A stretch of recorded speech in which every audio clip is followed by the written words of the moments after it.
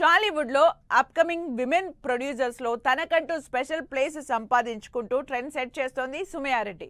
ప్రొడ్యూసర్గా బాధ్యతలు ఎక్కువ అనుకుంటుంటే మరోవైపు హీరోయిన్గా కూడా సినిమాకి డబుల్ రోల్ ప్లే చేస్తూ డియర్ ఉమగా ఆడియన్స్ ముందుకొస్తోంది సుమయారెడ్డి.